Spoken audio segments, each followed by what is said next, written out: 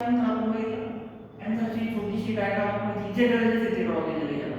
ठीक आहे, त्यामुळे आपण इक्विलिब्रियम बघितलं, outer most layer, protective layer ती, त्याच्यानंतर आपण मिडल लेयर बघितली, त्याच्यानंतर आपण एंडोथेलियम बघितला. ठीक आहे, त्याच्यानंतर आपण टॅपेटम बघितलं आणि टॅपेटमच्या आतमध्ये काय बघितलं आपण स्पोरोजिनस टिश्यूज बघितल्या. या स्पोरोजिनस टिश्यू मध्ये काय होणार आहे, मिओसिस होणार आहे. प्रत्येक सेल मध्ये मिओसिस झाल्यानंतर टोटल किती 4 पोलिमरेज तयार होतात, 4 पोलिमरेज. मिओसिस झाल्यानंतर लक्षात ठेवायचे की पोलिमरेज तयार होणार ते कशा असणार आहेत, हॅप्लॉइड असणार आहेत. आलं लक्षात, हॅप्लॉइड आणि डिप्लॉइडचा डिफरन्स मी सांगितलेला आहे. हॅप्लॉइड कशाला म्हणायचे, कोणत्या सेलला हॅप्लॉइड म्हणायचं आणि कधी म्हणायचं. हॅप्लॉइड सेल मध्ये काय असतो, सिंगल सेट ऑफ क्रोमोझोम असतो, सिंगल सेट ऑफ क्रोमोझोम. आता त्या सेट ऑफ क्रोमोझोम मध्ये नंबर ऑफ क्रोमोझोम किती असू शकतात, स्पीसीज टू स्पीसीज हे काय करतात, व्हेरी करतात. जसं आपण ह्यूमन्स, आपण डिप्लॉइड ऑर्गॅनिझम्स आहेत, आपल्याकडे 2 सेट्स आहेत क्रोमोझोम्सचे. एका सेलमध्ये किती क्रोमोझोम्स आहेत, 23. ठीक आहे, तुम्ही दुसरा एखादा ऑर्गॅनिझम घेतला, फॉर एक्झाम्पल त्याचा क्रोमोझोम नंबर आहे डिप्लॉइड 40. ठीक आहे, म्हणजे त्याच्याकडे 2 सेट्स आहेत क्रोमोझोम्सचे, एका सेटमध्ये मग किती क्रोमोझोम झाले, 20. ठीक आहे, असं species to species number of chromosomes in a set काय करणार आहे, व्हेरी करणार आहे. ठीक आहे, आता इकडे आपल्याला काय करायचं, स्ट्रक्चर ऑफ पोलिमरेज बघायचं. मी आधी सांगितलं आपल्याकडे एंडोस्पर्मिक प्लांटमध्ये 2 ग्रुप्स आहेत, मोनोकॉट्स आणि डायकॉट्स. मोनोकॉटचा पोलिमरेज हा वेगळ्या पद्धतीचा असतो, डायकॉटचा पोलिमरेज हा थोडासा वेगळ्या पद्धतीचा आहे. ठीक आहे, मग काय बघायचं आपण, मोनोकॉटचा पोलिमरेज बघायचा. ठीक आहे, पोलिमरेजचा विचार जर केला तर पोलिमरेजची जी वॉल आहे ती 2 वॉल्स पासून बनलेली असते. ठीक आहे, हा झाला पोलिमरेजचा जो काही स्ट्रक्चर आहे तो. कोणता पोलिमरेज आहे हा, मोनोकॉट. ठीक आहे, काय दिसतंय याच्यामध्ये आपल्याला, हा पोलिमरेज स्मूथ आहे. स्मूथ म्हणजे काय, कसा की याच्यावरती कुठल्याही प्रकारचं काय नाही, स्कल्पचर नाही. ठीक आहे, कुठल्याही प्रकारचं काय नाही, याचं आउटर स्ट्रक्चर प्रेझेंट नाहीये, स्मूथ दिसतोय हा पोलिमरेज आपल्याला. ठीक आहे, याला काय म्हणायचं, याला म्हणायचं एक्झाईम. बाहेरच्या लेयरला काय म्हणायचं, एक्झाईम. आतमधल्या लेयरला काय म्हणायचं, इंटाईन. एक्झाईम हा कसा असतो, एक्झाईम हा थोडासा हार्ड असतो. ठीक आहे, आणि तो कशापासून बनलेला असतो, तो बनलेला असतो स्पोरोपोलिनिक पासून. कशापासून, स्पोरोपोलिनिक. ठीक आहे, का दिलं हे नाव इथे, कारण एकदम विचारलं जाऊ शकतं. एक्झाईमची ही जी लेयर असते त्याच्यामध्ये कोणतं केमिकल कंटेंट असतं, स्पोरोपोलिनिक नावाचं. ते काय करतं, ते नॉन डिग्रेडेबल. कसं आहे ते, नॉन डिग्रेडेबल. नॉन डिग्रेडेबल म्हणजे काय, सहजासहजी ते काय करते, पोलिमरेजला डिग्रेड होऊ देत नाही, ते खराब होऊ देत नाही थोडक्यात, म्हणजे त्याचं लाईफ स्पॅन वाढतो त्याच्यामुळे. ठीक आहे, आणि आतमधली जी लेयर आहे कशाची, ती इंटाईनची आहे, ही थोडीशी कशी आहे, इलॅस्टिक इन नेचर आहे. इलॅस्टिक इन नेचर कशी आहे, तर हा पोलिमरेज जेव्हा कधी एखाद्या स्टिग्मावरती जातो, ठीक आहे, एखाद्या स्टिग्मावरती जेव्हा कधी जातो तेव्हा तो काय ऍब्सॉर्ब करतो, वॉटर ऍब्सॉर्ब करतो. काय ऍब्सॉर्ब करतो, वॉटर ऍब्सॉर्ब करतो. आणि ही इलॅस्टिक नेचरची जी इंटाईन आहे ती काय होते, अशी बाहेर ग्रो होते, अशी बाहेर काय होते, ग्रो होते बाहेरच्या साईडला. ठीक आहे, वॉटर ऍब्सॉर्ब केल्यामुळे काय होतं, टर्नर प्रेशर क्रिएट होतो. टर्नर प्रेशर क्रिएट झाल्यामुळे काय होतं की जी इंटाईन आहे तिचा जो स्पेस रिकामा आहे, एक्झामने रिकामा ठेवलेला स्पेस आहे, त्याबद्दल इंटाईन काय होते, बाहेरच्या साईडला ग्रो होतो. ठीक आहे, अशा पद्धतीने. आता इथे अजून एक दिसतंय आपल्याला गोष्ट इथे की ज्या ठिकाणाहून ही पोलिमरेज काय होते, बाहेरच्या साईडला ग्रो होते, त्या प्लेसला काय म्हणतो आपण, त्याला आपण जर्म पोल. काय म्हणतो, जर्म पोल. आणि डायकॉट आणि मोनोकॉटच्या पोलिमरेजमध्ये हाच बेसिक डिफरन्स आहे की मोनोकॉटच्या पोलिमरेजमध्ये काय असते, एक सिंगल जर्म पोल असते, ओन्ली वन. या पोलिमरेजवरती मी एकच जर्म पोल दाखवली दिसतंय. डायकॉटचा पोलिमरेज जर आपण घेतला तर डायकॉटच्या पोलिमरेजमध्ये एकापेक्षा जास्त जर्म पोल्स असतात. ठीक आहे, जनरली नॉर्मली 3 किंवा 4 किंवा 5 इतक्या जर्म पोल्स डायकॉटच्या पोलिमरेजवरती प्रेझेंट असतात. मग जर डायकॉटचा पोलिमरेज जर इथे जर ड्रॉ केला तर डायकॉटचा पोलिमरेज बघा, मी बाहेर आतमध्ये लेयर दाखवतो, ही काय आहे, इंटाईन आहे. ठीक आहे, आणि आता काय दाखवायचं मला, आता दाखवायचं आहे एक्झाईम. ठीक आहे, तर अशा पद्धतीने हा एक्झाईम काय करू शकतो आपण, दाखवू शकतो. ठीक आहे, इथे बघू शकतो. ठीक आहे, हा काय झाला डायकॉटचा पोलिमरेज. पुन्हा बाहेर आतमधल्या लेयरला काय म्हणायचंय इंटाइन. काय म्हणायचंय इंटाइन. एक्झाइन आणि इंटाइन. ठीक आहे. आणि ज्या याच्यात तुम्हाला छोट्या छोट्या ओपनिंग दिसतात पोलर याला काय म्हणायचंय त्याला म्हणायचंय जर्म पोर. ठीक आहे. म्हणजे आता डायकॉटचा पोलर ग्रेन जेव्हा कधी स्टिग्मावरती लँड करेल ड्युरिंग पॉलिनेशन तेव्हा काय होऊ शकतं एकापेक्षा जास्त ठिकाणावर पोलर ग्रेनचं फॉर्मेशन होऊ शकतं. ठीक आहे. 3 ठिकाणाहून काय होऊ शकते पोलर ग्रेन जर्मिनेट होऊ शकते, ग्रो होऊ शकते बाहेरच्या साईडला. ठीक आहे. तर काय होतं प्रोबॅबिलिटी इन्क्रीज होते फर्टिलायझेशनची. ठीक आहे. प्रोबॅबिलिटी काय होणार इन्क्रीज होणार आहे. मग इथला पुन्हा काय होईल तुमची जी काही पोलर ट्यूब आहे ती काय होईल अशी बाहेरच्या साईडला काय होईल ग्रो व्हायला सुरुवात होईल. ठीक आहे. अशा पद्धतीने याला काय म्हणायचंय पोलर ट्यूब. याला काय म्हणायचंय पोलर ट्यूब. आता आतमध्ये काय होणार आहे ते बघायचं आपल्याला. हे झालं स्ट्रक्चर ऑफ पोलर ग्रेन. तर विचारलं जातं draw NEET and label structure of polar grain. तर पोलर ग्रेनचं स्ट्रक्चर अशा पद्धतीने काय करायचंय ड्रॉ करायचं. ठीक आहे. असं एक डिफरन्स राहिला पाहिजे ना. मोनोमर जो पोलर ग्रेन आहे त्याची एक्झॅक्ट स्मूथ आहे, स्मूथ. त्याच्यावरती काही आहे का काही नाही आहे स्ट्रक्चर. ठीक आहे. तसं बॅकवर्डच्या पोलर ग्रेन वरती एक्झाइन वरती काय असतात वेगवेगळे डिझाईन्स असतात. काय असतात वेगवेगळे डिझाईन्स. कधी कधी ह्या एक्झाइन वरती असे स्पाइन्स असतात छोटे छोटे. ठीक आहे. दिसतंय अशा पद्धतीने काय असतात स्पाइन्स असतात. असे स्पाइन्स बघायला भेटतात आपल्याला. बघा कसा दिसतोय आता पोलर ग्रेन. ठीक आहे. कधी कधी ह्या पोलर ग्रेन वरती काय असतात असं रेटिक्युलर व्हेरिएशन असतं जसं लीफ वरती असतं.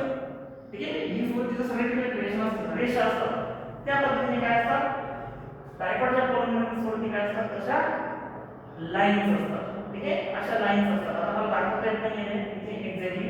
ठीक आहे. 3D मध्ये पण अशा काय असतात लाईन्स असतात रेटिक्युलर व्हेरिएशन असतात. ठीक आहे. त्यानंतर डायकॉटच्या पोलर ग्रेनचे जे जर्म पोर्स असतात. ठीक आहे. त्याचा शेप सुद्धा काय असतो वेगवेगळ्या पद्धतीचा शेप असतो. ठीक आहे. वेगवेगळ्या टाईपचा हा शेप आपल्याला तिथे बघायला भेटतो. आता पोलर ग्रेनला काय म्हणतो की हॅप्लॉइड स्ट्रक्चर म्हणतो. पोलर ग्रेनला काय म्हटलं होतं हॅप्लॉइड स्ट्रक्चर. ठीक आहे. ते हॅप्लॉइड आहे. आता हॅप्लॉइड आहे म्हणजे काय सिंगल सेट आहे क्रोमोझोमचा त्याच्याकडे. ठीक आहे. सिंगल सेट आहे क्रोमोझोमचा त्याच्याकडे. बघा डायकॉटचा पोलर ग्रेन. ठीक आहे. डायकॉटचा पोलर ग्रेन तयार झालेला आहे टेट्राडमध्ये. कुठे एंथरच्या आतमध्ये. ठीक आहे. इथे एंथर पण दाखवलेला आहे. आता जेव्हा कधी पॉलिनेशन होतं काय होतं पॉलिनेशन आणि हे पोलर ग्रेन जेव्हा इथनं बाहेर पडतात. ठीक आहे. काय होतात बाहेर पडतात तेव्हा काय होतं ते बघायचं आपल्याला. ड्युरिंग पॉलिनेशन हे पोलर ग्रेन जेव्हा एंथरमधनं बाहेर पडतात तेव्हा ते 2 सेल स्टेज मध्ये असतात. किती स्टेज मध्ये असतात 2 सेल स्टेज मध्ये असतात. कसे ते बघायचं आपल्याला. इथे आहे एक सिंगल न्यूक्लियस. ठीक आहे. काय आहे न्यूक्लियस आहे आणि काय आहे सराउंडिंगला त्याच्या सायटोप्लाझम आहे. ठीक आहे. हा काय झालाय सायटोप्लाझम. ठीक आहे. हा काय आहे न्यूक्लियस. न्यूक्लियस. ठीक आहे. बघा the process of formation of microspore. ठीक आहे. थोडंसं माहिती करतो. ह्या सेलपासून काय तयार झाले होते आपले 4 पोलर ग्रेन्स तयार झाले होते. ही सेल कशी आहे डिप्लॉइड आहे. मग याला काय म्हणू शकता तुम्ही याला तुम्ही म्हणू शकता मायक्रोस्पोर मदर सेल. काय म्हणायचं मायक्रोस्पोर मदर सेल. या सेलमध्ये झालं मियोसिस आणि 4 पोलर ग्रेन्स तयार झाले. त्या प्रत्येक पोलर ग्रेनला काय म्हणतात आपण मायक्रोस्पोर किंवा पोलर ग्रेन असं म्हणू शकता तुम्ही. ठीक आहे. या प्रोसेसला काय म्हणायचं या प्रोसेसला म्हणायचं मायक्रोस्पोरोजेनेसिस. काय म्हणायचं मायक्रोस्पोरोजेनेसिस. ठीक आहे. काय म्हणायचं microsporogenesis. The process of formation of microspore is called as microsporogenesis. ठीक आहे. आता इथे पोलर ग्रेन तयार झालेला आहे. एंथरमधनं हा पोलर ग्रेन बाहेर पडणार आहे. ठीक आहे. ह्या वेळेस काय होतं यावेळेस फर्स्ट मायटोटिक डिव्हिजन होतं. काय होतं first mitotic division. First mitotic division होतं. ठीक आहे. पहिलं मायटोटिक डिव्हिजन होतं. फर्स्ट मायटोटिक डिव्हिजन कसं आहे त्यातले त्या अनइक्वल आहे. कसं आहे अनइक्वल. फार छोट्या छोट्या गोष्टी लक्षात ठेवायच्या.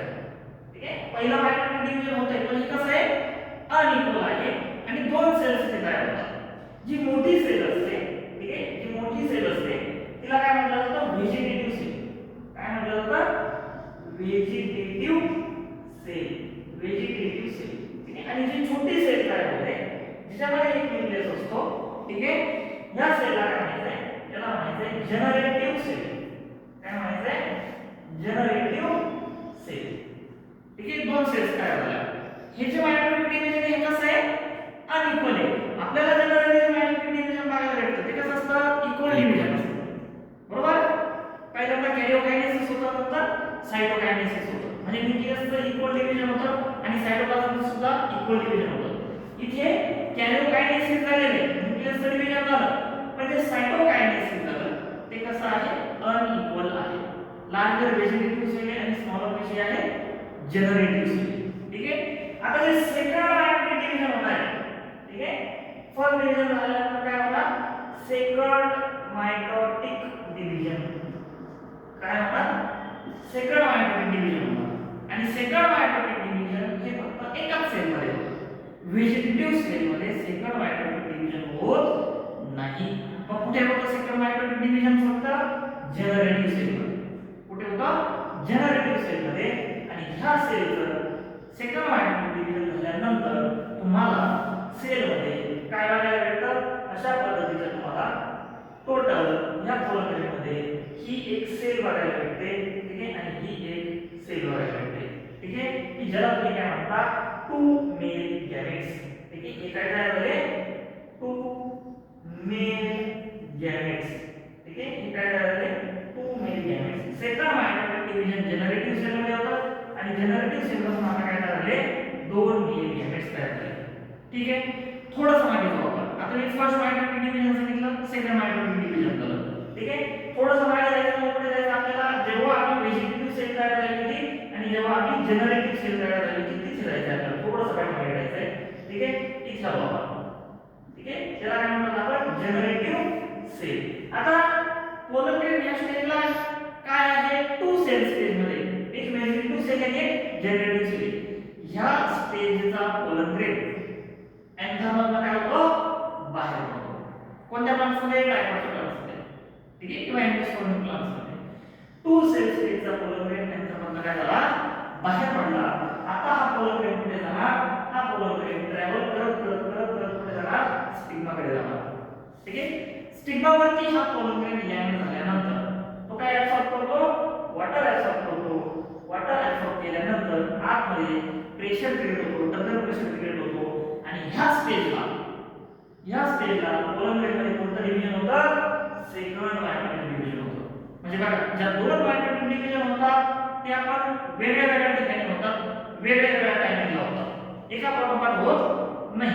पहिलं मायटोटिक डिव्हिजन कधी झालं, जेव्हा कोलॉमन एन्झाइममध्ये होता तेव्हा झालं पहिलं मायटोटिक डिव्हिजन. दुसरं मायटोटिक डिव्हिजन कधी झालं, दुसरं मायटोटिक डिव्हिजन जेव्हा कोलॉमन कुठे लँड झाला, स्टिग्मावरती जाऊन अटॅच झाला, तिथून स्टिक झाला, अधेर झाला, त्याने वॉटर काय केलं, ऍब्सॉर्ब केलं, तेव्हा काय होणार आहे, सेकंड मायटोटिक डिव्हिजन होणार आहे. आणि जनरेटिव्ह सेल पासून काय तयार होणार, दोन मेल गॅमेट्स तयार होणार. काय तयार होणार, दोन मेल गॅमेट्स तयार होणार, असे छोटे छोटे. ठीक आहे. हे झाले दोन मेल गॅमेट्स तयार. ठीक आहे. आणि ही काय आहे, आपली व्हेजिटेटिव्ह सेल होती. आता याला काय म्हणायचंय, त्याला म्हणायचंय ट्यूब न्यूक्लियस. ठीक आहे. व्हेजिटेटिव्ह सेलचं काय तयार झालं आता, ट्यूब न्यूक्लियस. ठीक आहे. ट्यूब न्यूक्लियस म्हणायचं त्याला. आता काय होणार इथे, हिची बघा वॉटर ऍब्सॉर्ब केलं, वॉटर ऍब्सॉर्ब केल्यानंतर सेकंड मायटोटिक डिव्हिजन होणार आहे. इथे दोन मेल गॅमेट्स तयार झाले. वॉटर ऍब्सॉर्ब केल्यामुळे काय झाले, इक्वलिटी कशी काय त्या साइडला प्रोव्हाइड झाली. ठीक आहे. आणि हा जो ट्यूब न्यूक्लियस आहे हा काय होतो, सगळ्यात पुढे ट्रॅव्हल करतो, इथे येतो पुढे. ठीक आहे. हा झाला ट्यूब न्यूक्लियस, पुढे ट्रॅव्हल केलं. त्याच्या पाठोपाठ कोण येतात, हे दोन मेल गॅमेट्स येतात. ठीक आहे. हा पहिला आणि हा दुसरा. ठीक आहे. लक्षात ठेवायचं, हे काय आहे, दोन मेल गॅमेट्स. ठीक आहे. Male gametes. आणि हा कोण आहे, हा आहे ट्यूब न्यूक्लियस. Tube nucleus. आले लक्षात. तर एकदम ह्या छोट्या छोट्या गोष्टी लक्षात ठेवायच्या की कोलॉमनमध्ये पहिलं मायटोटिक डिव्हिजन कधी होतं, एन्झाइममध्ये असतानाच कोलॉमनचं पहिलं मायटोटिक डिव्हिजन होतं. कोलॉमन स्टिग्मावरती गेल्यानंतर, ठीक आहे, सेकंड मायटोटिक डिव्हिजन होतं. कोणत्या सेलपासून काय तयार होतं हे पण लक्षात ठेवायचं आहे. ठीक आहे. पहिलं मायटोटिक डिव्हिजन झाल्यानंतर एक व्हेजिटेटिव्ह सेल तयार होते आणि दुसरी जनरेटिव्ह सेल तयार होते. डिव्हिजन कसं आहे, इक्वल डिवीजन आहे. ठीक आहे, larger vegetative cell, smaller generative cell. Second mitotic division stigma वरती कोलोकेट केल्यानंतर होणार आहे. जनरेटिव्ह सेलचं डिवीजन होणार आहे फक्त सेकंड मायटोटिक डिवीजन मध्ये. ठीक आहे, व्हेजिटेटिव्ह सेल मध्ये डिवीजन होणार नाही. जनरेटिव्ह सेल मध्ये सेकंड मायटोटिक डिवीजन झाल्यानंतर काय तयार होणार? दोन मेल गॅमेट्स तयार होणार. जेव्हा पोलन ट्यूब बाहेरच्या साईडला ग्रो होईल तेव्हा पोलन ट्यूबच्या सगळ्यात पुढे कोण असेल? ट्यूब न्यूक्लियस असेल. त्याच्या पाठोपाठ काय असतील? दोन मेल गॅमेट्स असतील. ठीक आहे, मग ह्या स्टाईल मधनं ही पोलन ट्यूब अशी ग्रो होत होत होत होत कुठे जाईल? ही खाली ओव्ह्यूल कडे जाईल. कुठे जाईल? ओव्ह्यूल कडे. ठीक आहे, ओव्ह्यूल कडे जाईल. ओव्ह्यूल मध्ये गेल्यानंतर आपल्याला माहिती आहे ओव्ह्यूलच्या आतमध्ये एम्ब्रियो सॅक आहे आणि एम्ब्रियो सॅकच्या बॉटमला एक एग सेल आणि त्याच्या साईडला दोन सिनर्जेट्स आहेत. ही पोलन ट्यूब काय करते? ओव्ह्यूल मध्ये गेल्यानंतर एम्ब्रियो सॅक मध्ये जाते. एम्ब्रियो सॅक मध्ये गेल्यानंतर दोन पैकी एका सिनर्जेट मध्ये ती एंट्री घेते आणि तिथे जाऊन ती पोलन ट्यूब काय होते? बर्स्ट होते. बर्स्ट झाल्यानंतर हा जो ट्यूब न्यूक्लियस असतो त्याचं काय होतं? डीजनरेशन होतं. काय होतं? डीजनरेशन होतं आणि हे दोन मेल गॅमेट काय होतात? एम्ब्रियो सॅक मध्ये रिलीज होतात. एम्ब्रियो सॅक मध्ये सिनर्जेट सुद्धा काय होतात? नाहीसे होतात. हा ट्यूब न्यूक्लियस सुद्धा काय होतो? नाहीसा होतो. दोन मेल गॅमेट पैकी पहिला मेल गॅमेट काय करतो? एक सेलला जाऊन फ्यूज करतो आणि झायगोट तयार होतो. त्याला आपण फर्स्ट फर्टिलायझेशन म्हणतो किंवा आपण त्याला म्हणतो syngamy, fusion of male and female gamete. मग हा दुसरा काय करतो? हा दुसरा मेल गॅमेट काय करतो? एम्ब्रियो सॅकच्या सेंटरला दोन पोलार न्यूक्लियस असतात. काय असतात? दोन पोलार न्यूक्लियस असतात. हा न्यूक्लियस तिथे जाऊन काय करतो? त्या दोन पोलार न्यूक्लियसला जाऊन काय करतो? तिथे जाऊन फ्यूज करतो. ठीक आहे, टोटल किती न्यूक्लियस एकत्र आले? तीन न्यूक्लियस एकत्र आले. त्या प्रोसेसला आपण म्हणतो ट्रिपल फ्युजन आणि ते आहे आपलं सेकंड फर्टिलायझेशन.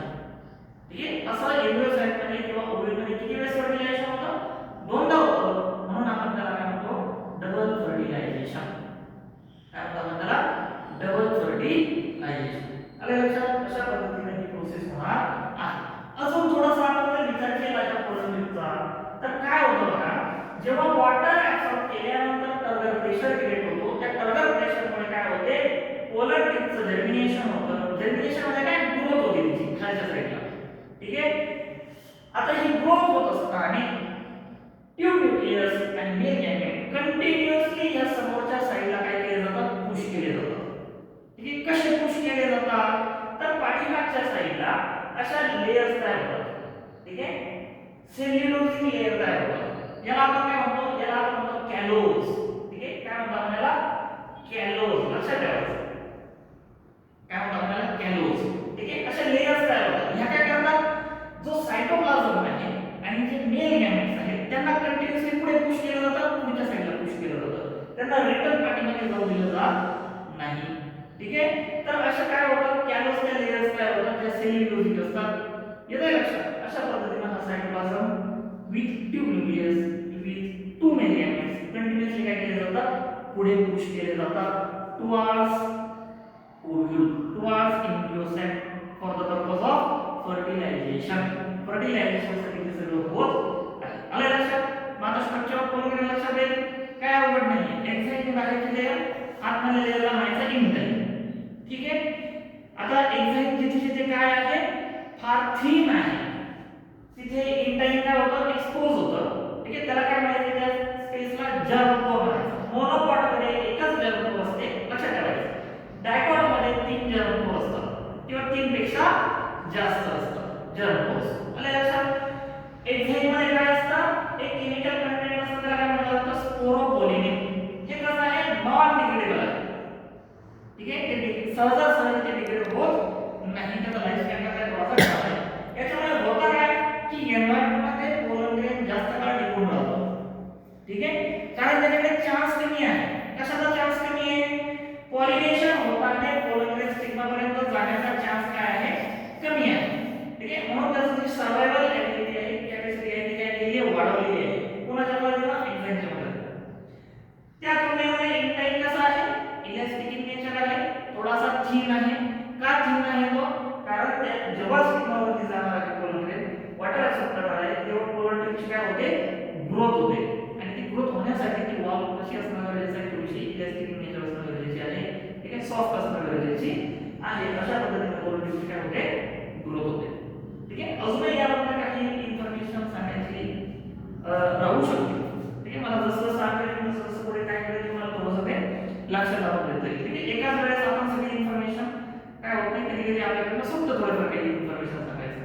आहे. तर हे काय होतं स्ट्रक्चर ऑफ कोलन ग्रेन. ठीक आहे, structure of TS of anther. आता काय करायचं आपल्याला, हे झालं मेल रिप्रोडक्टिव्ह ऑर्गन. ठीक आहे, मेल रिप्रोडक्टिव्ह ऑर्गन. आपण सुरुवातीला फ्लावर घेतला, फ्लावर ते कॅरी घेतला, कलर घेतला, अँडोसोम घेतला, अँडोसोम घेतला. आपण सेक्शुअल रिप्रोडक्शन बघतोय म्हणून आपण अगोदर काय घेतलं, स्टॅमेन घेतलं. ठीक आहे, स्टॅमेनचे 3 पार्ट आपण बघितले, काय फिलामेंट, कनेक्टिव्ह आणि एंथर. एंथरचा आपण टीएस घेतला आणि एंथर आपल्याला अशा पद्धतीने दिसतो. एंथर मध्ये काय दिसलं आपल्याला, एंथर हा आकार कसा आहे, डायथिकस आहे, 2 लोब्स आहेत त्याच्यामध्ये, पण प्रत्येकामध्ये काय आहे, 2 छोटे छोटे चेंबर्स आहेत. ठीक आहे, म्हणजे टेट्रालोक्युलर आहे, 4 लोक्युल्स आहेत. ठीक आहे, 4 लोक्युल्स आहेत किंवा 4 स्पोरेंजियम आहे. ठीक आहे, 1 2 3 आणि 4. तुम्ही त्याला पोलन चेंबर पण म्हणू शकता. ठीक आहे, टोटल किती 1 2 3 आणि 4 4 पोलन चेंबर्स आहेत. प्रत्येक पोलन चेंबर मध्ये काय आहे, खूप साऱ्या स्पोरोजिनस टिश्यू आहेत जे डिप्लॉइड आहेत सुरुवातीला. प्रत्येक सेल मध्ये मिओसिस होतं आणि प्रत्येकामध्ये काय होतं, टोटल 4 पोलिक्युलचे तयार होतात. ठीक आहे, ज्याला आपण काय म्हटलं, टेट्राहेड म्हटलं.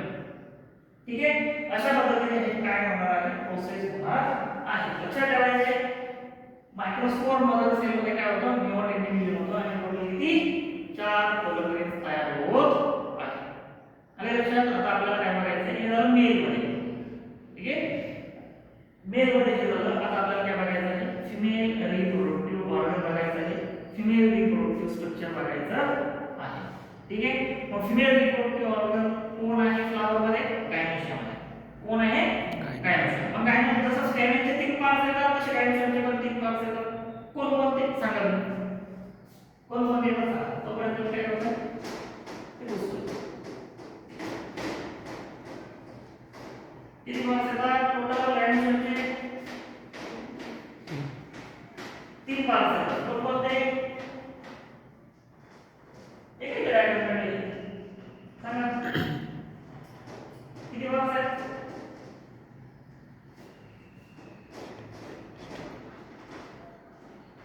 बोला,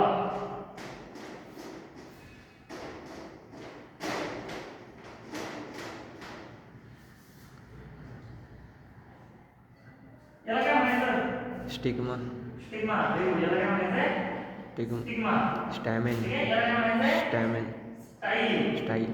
ठीक आहे, आणि शेवटी इथे काय आपल्याला मी ओव्हरी. ठीक आहे, ओव्हरी. आता इलेव्हनला पण बघितलेलं आहे आपण, काय फर्टिलायझेशन झाल्यानंतर, फ्लावर मध्ये फर्टिलायझेशन झाल्यानंतर ओव्हरी पासून काय तयार होतं, फ्रूट तयार होतं. ठीक आहे, आणि ओव्हरी पासून काय होतं, ओव्हरी पासून काय होतं, सीड तयार होतं. काय होतं, सीड. मग आपल्याला काय करायचं आहे, आपल्याला बघायचं आहे ओव्हरीचं स्ट्रक्चर. ठीक आहे, आणि जर आता तुम्ही जे ओव्हरीचं स्ट्रक्चर स्टडी करणार आहात 12th मध्ये, ते आहे एनाटॉमस ओव्हल. कोणतं ओव्हल आहे, एनाटॉमस ओव्हल. ठीक आहे, बघा एनाटॉमस ओव्हल, एनाटॉमस ओव्हल. आता याचा विचार जर केला, हे नाव लक्षात ठेवायचं, एनाटॉमस ओव्हल. मग अजून वेगवेगळ्या प्रकारचे ओव्हल्स असतात, काय इन्व्हेस्टमेंट प्लांटमध्ये तर असतात. जवळपास 5 ते 6 टाइप्सचे ओव्हल्स आहेत आपल्याकडे. ठीक आहे, त्यापैकी एक ओव्हल आहे जे कॉमनली आपल्याला बऱ्याचशा प्लांट्समध्ये बघायला मिळतं, एनाटॉमस ओव्हल. ठीक आहे, मग दुसरे कोणते, दुसरं आहे ऑर्थोट्रॉपस ओव्हल, त्याच्यानंतर कॅप्टिलोट्रॉपस ओव्हल, त्याच्यानंतर सर्सिनोट्रॉपस ओव्हल. ठीक आहे, असे आपल्याला काय बघायला भेटतात, वेगवेगळ्या टाइप्सचे ओव्हल्स बघायला भेटतात. त्यापैकी आपण हे बघणार आहोत, कोणतं, एनाटॉमस ओव्हल. ठीक आहे, मग आता मी इथे बॉटमला काय दाखवलंय, ही आहे ओव्हरी. फॉर एक्झाम्पल काय आहे, ओव्हरी वॉल आहे. ठीक आहे, बेस ओव्हरी वॉल आहे, आणि या ओव्हरीच्या वॉलला इथे काय अटॅच असतो, इथे असतो हा ओव्हल. ठीक आहे, अशा पद्धतीने हा काय आहे, ओव्हल. याला लक्षात, अशा पद्धतीने. ठीक आहे, आता ह्याच्या काही लेअर्स दाखवलेले हे आहेत इंटिग्युमेंट्स. काय आहेत, इंटिग्युमेंट्स. आणि ही आहे आपली एम्ब्रियो सेट. काय आहे, एम्ब्रियो सेट. आणि लक्षात, ही आहे एम्ब्रियो सेट. सेंट्रल दाखवली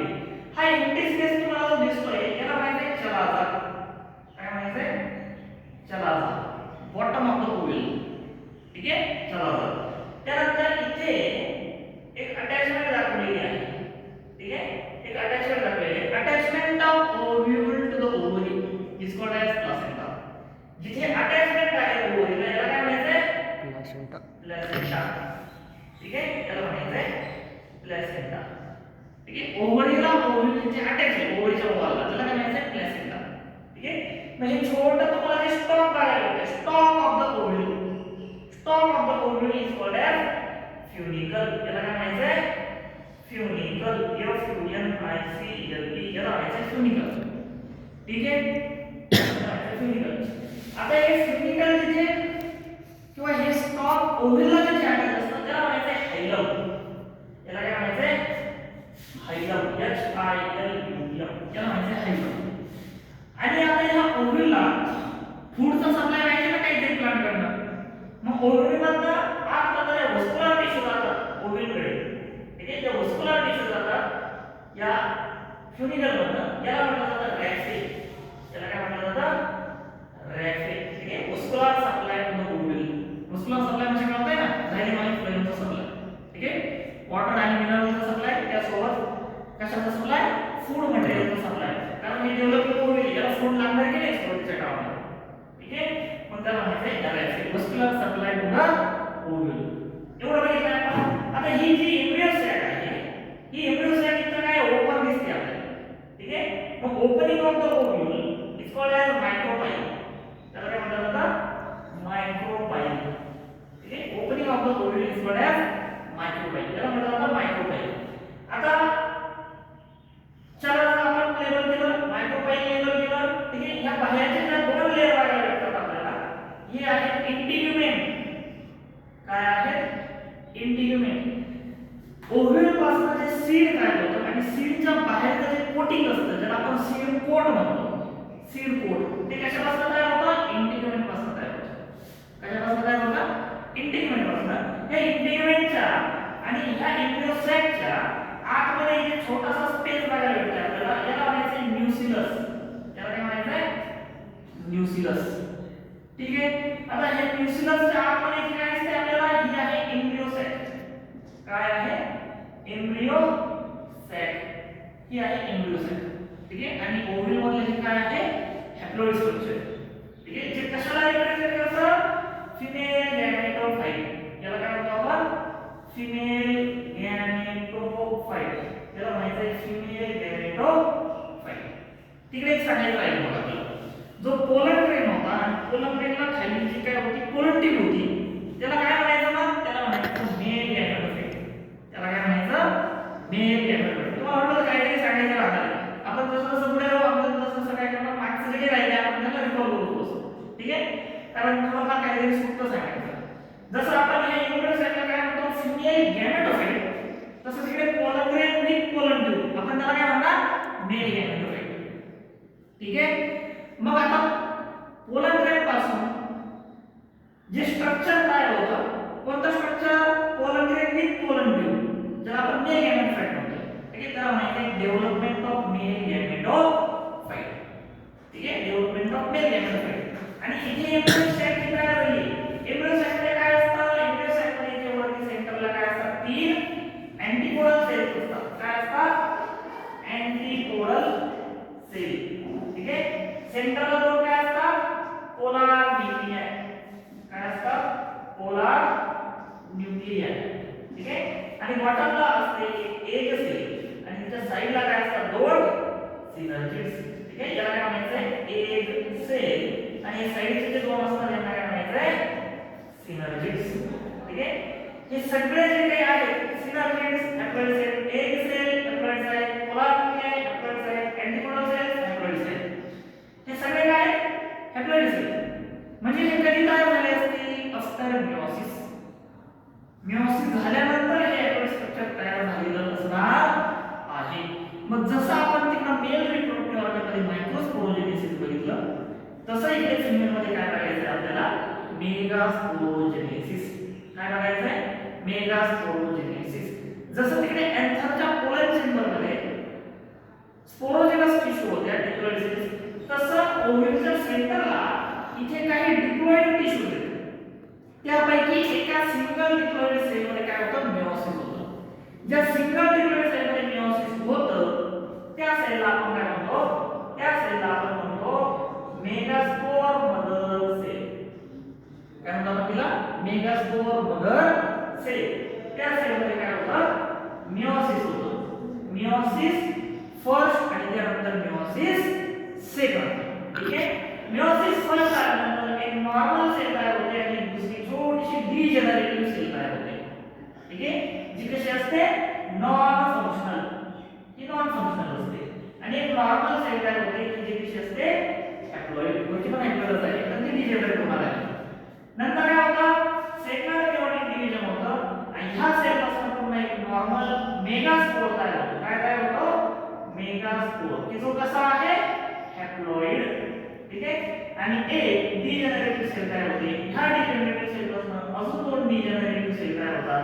त्या सुद्धा हॅप्लॉइड आहेत आणि कशा आहेत त्या, डिजेनरेटिव्ह. ठीक आहे, डिजेनरेटिव्ह आहेत त्या. ठीक आहे. आलं लक्षात. म्हणजे मिओसिस झाल्यानंतर आपल्याला एका मेगास्पोर मदर सेल पासून किती मेगास्पोर भेटले, एकच भेटला. ठीक आहे. बाकीचे तीन काय होणार आहेत, डिजेनरेट होणार आहेत, नॉन फंक्शनल असणार आहेत. ठीक आहे. आता याच्यामध्ये या हॅप्लॉइड मेगास्पोर मध्ये काय होणार, मायटोसिस. किती वेळेस होणार, 3 वेळेस. तिकडे काय झालं होतं, तिकडे कुठे, कोलम ग्रेन मध्ये. कोलम ग्रेन मध्ये मायटोसिस झालं किती वेळेस, 2 वेळेस. पहिलं डिव्हिजन अनइक्वल होतं, बरोबर, आणि दुसरं डिव्हिजन फक्त जेनेरेटिव्ह सेल मध्ये झालं. येतंय लक्षात. इथे पण मायटोसिस होणार मेगास्पोर मध्ये, पण किती वेळेस, 3 वेळेस. तिकडे कोलम ग्रेन मध्ये कॅरियोकायनेसिस पण झालं होतं आणि सायटोकायनेसिस पण झालं होतं. इथे फक्त काय होणार, कॅरियोकायनेसिस. सुरुवातीचे जे 3 सक्सेसिव्ह मायटोटिक डिव्हिजन होणार त्याच्यामध्ये काय होणार, कंटिन्युअसली 3 मायटोटिक डिव्हिजन होणार, पण त्याच्यामध्ये फक्त आणि फक्त कॅरियोकायनेसिस होणार, सायटोकायनेसिस होणार नाही. त्यामुळे आपण हे लेक्चरला पुढे बघू, कंटिन्यू करू. ठीक आहे. तोपर्यंत आपण